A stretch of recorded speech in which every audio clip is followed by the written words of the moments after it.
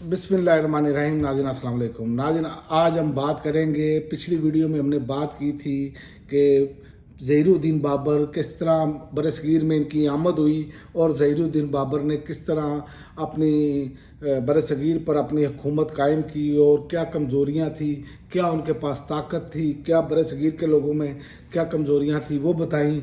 लेकिन अब जो आज हम बात करेंगे उसमें मुग़ल बादशाह हुमायूं की डगमगाती हुक्मरानी जो ज़हीरुद्दीन बाबर ने किया, उसके बाद जो बादशाह हुमायूं आए उनकी जो हुक्मरानी थी वो डगमगाती रही है।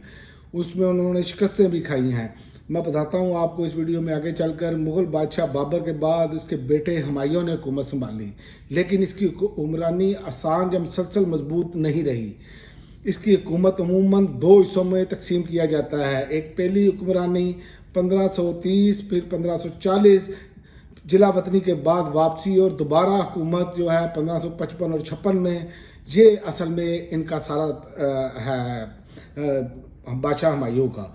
तो बाबर की वफ़ात के बाद 1530 में हुमायूं मुग़ल सल्तनत का बादशाह बना। शुरू में इसे अपने भाइयों और अगवान हुक्मरानों से सख्त चैलेंजेस का सामना करना पड़ा, और ये मुग़लों की तारीख रही है कि भाई भाई से कि वो कहते हैं ना, टांगे खींचना, पीछे से पकड़ लेना या साजिशें करना, तो ये सिलसिला जारी रहा। तो ये सिलसिला शुरू हो चुका उसके बाद, और इसने बाज़ औक़ात तो अपने भाइयों से नरमी भी बरती और इन्हें इलाके भी दे दिए, जिससे मरकज़ी ताकत कमज़ोर हुई कि भाइयों को ज़ाहिर है वो सल्तनत में हमें भी हिस्सा दो, हमें भी हिस्सा दो। तो वो इस चक्कर में जो है वो मरकज़ी ताकत जो है वो इसकी कमज़ोर हुई।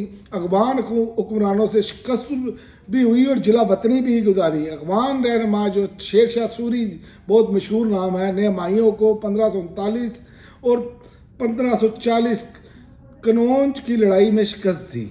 इस शिकस्त के बाद हुमायूं हिंदुस्तान छोड़ना पड़ा हुमायूं को, और वो सिंध, राजस्थान और फिर ईरान तक भटकता रहा। ये एक लंबे अरसा तक आप देख लें कि जो तकरीबन 10 साल का 1 साल का अरसा बनता है, 39 और 40, 1539 और 40, और उसमें ये भटकता रहा हुमायूं।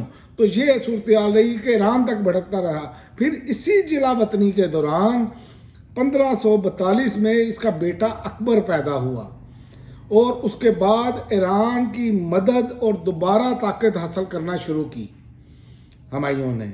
और ईरान के बादशाह तहमासब ने हुमायूं को फौजी मदद दी, और इस मदद से इसने कंधार और काबिल वापस हासिल किए। इस मदद से, ईरान की मदद के बगैर ने, ईरान की मदद से ही जो है वो इन्होंने दोबारा हासिल किए ये सारे इलाके, काबिल और कंधार। फिर दोबारा हिंदुस्तान पर कब्जा। शेर शाह सूरी के इस दुनिया से जाने के बाद, उसके जानशीनों की कमज़ोरी के बाद हुमायूं ने मौका हासिल किया, और 1555 में इसने लाहौर, दिल्ली और आगरा दोबारा हासिल कर लिए और मुग़ल सल्तनत बहाल हो गई। ये थी असल डगमगाती हुकूमत इनकी। और हुमायूं की मौत 1556 में हुमायूं लाइब्रेरी की सीढ़ियों से गिरने से हुई। सीढ़ियों से गिरकर वो फौत हुए। और मजमूई जो जायज़ा अगर हम लें मुग़ल बादशाह हुमायूं का, तो उनका मजमूई जायज़ा ये है कि तालीम याफ्ता और नरम मिजाज हुक्मरान थे। सकाफ़त और इल्म, ख़ास तौर पर फ़ारसी असर था, और फ़ारसी को फ़रोग़ दिया उन्होंने।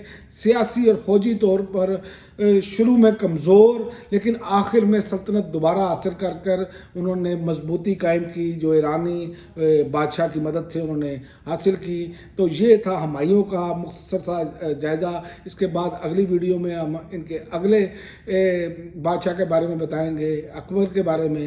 अब तक के लिए नाज़रीन इतना ही। अगली वीडियो तक इजाज़त दें। अल्लाह हाफ़िज़।